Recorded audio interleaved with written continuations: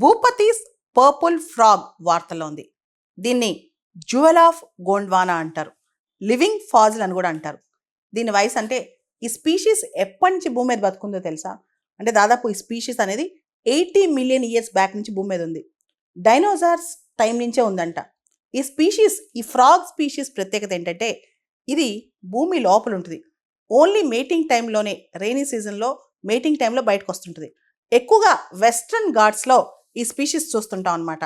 Actually doctor Subrahmanyam Bhupathi గారు అని చెప్పి హెర్పటాలజిస్ట్, ఈయన దీనిపైన చాలా రీసెర్చ్ చేస్తూ 2014లో మరణించారంట. దాంతో ఈ పర్పుల్ ఫ్రాగ్కి భూపతి పర్పుల్ ఫ్రాగ్ అని చెప్పి పేరు పెట్టారు. 2017లో CCMB, centre for cellular and molecular biology వాళ్ళు, ముఖ్యంగా దానిలోని సైంటిస్టులు ఈ పర్పుల్ ఫ్రాగ్ యొక్క ఫీచర్స్ని బయట చెప్పారనమాట. దీని యొక్క genetic bar coding, acoustic analysis ఇవన్నీ కూడా చేశారనమాట.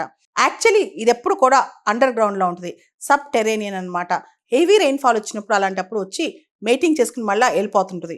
ఈ భూపతి పర్పుల్ ఫ్రాగ్ అనేది ఓన్లీ బ్రీడింగ్ చేయడానికి మాత్రమే హెవీ రెయిన్ఫాల్ సీజన్లో భూమి మీదకి వస్తుంటుంది అనమాట. కాబట్టి దీన్ని కనిపెట్టడం, దీని ఎకోస్టిక్స్ అంటే ఇది ఎక్కడ ఎలా చేస్తుంది అనేది డిటెక్ట్ చేయడం చాలా కష్టం. మోస్ట్ ఆఫ్ ద థింగ్స్ అంటే ఇది అండర్ గ్రౌండ్లో చేస్తుంది కాబట్టి దీన్ని కౌంట్ చేయడం, దీన్ని లెక్కించడం కష్టం. ఇది క్రిటికల్లీ ఎండేంజర్డ్ కేటగిరీలో ఉందన్నమాట. ముఖ్యంగా రెయిన్ఫాల్ సీజన్లోనే రీప్రొడక్షన్ బయటకు రావడం వల్ల దీన్ని పట్టుకోవడం, దీన్ని సేవ్ చేయడం కూడా చాలా కష్టం. అయితే ఈ భూపతి పర్పుల్ ఫ్రాగ్ యొక్క సంఖ్య కూడా చాలా తక్కువ ఉంది. ముఖ్యంగా వీటి హ్యాబిటాట్ లాస్ కావచ్చు, పొల్యూషన్ లెవెల్స్ కావచ్చు, వాటర్ ఎక్స్ట్రాక్షన్, అండర్ గ్రౌండ్లో డిగ్ చేసి వాటర్ ఎక్స్ట్రాక్షన్ చేయడం వల్ల కావచ్చు, ఇలా రకరకాల కారణాల వల్ల భూపతి పర్పుల్ ఫ్రాగ్స్ అనేవి బతుకుండట్లేదు, చనిపోతున్నాయి అంట. వీటిని చాలా కష్టం, ఇవి ఎలా ఉంటాయి, దీని బిహేవియర్ ఏంటి, ఇవి ఎక్కడ కనిపిస్తాయని అబ్జర్వ్ చేయడం చాలా కష్టం. వీటి జనాభా లెక్కించడం ఇవన్నీ చాలా కష్టం అనమాట. దాంతోపాటు ఎకోస్టిక్ ఇన్విజిబిలిటీ అంటే వీటి సౌండ్స్ భూమి మీదకి వచ్చి దాన్ని డిటెక్ట్ చేయడం చాలా కష్టం. ఎటువంటి రికార్డింగ్ ఎక్విప్మెంట్ పెట్టినా వీటి సౌండ్స్ తెలుసుకోవడం చాలా కష్టం అనమాట. దాంతోపాటు ఈ భూపతి పర్పుల్ ఫ్రాగ్స్ అనేవి వెస్ట్రన్ ఘాట్స్ ఈ ప్రాంతంలో ఉంటాయి కాబట్టి అక్కడ ల్యాండ్ యూజ్ చేంజెస్ రావటం, వాటర్ ఎక్స్ట్రాక్షన్ ఎక్కువ చేయడం వల్ల కూడా వీటికి చాలా థ్రెట్ ఏర్పడిందంట.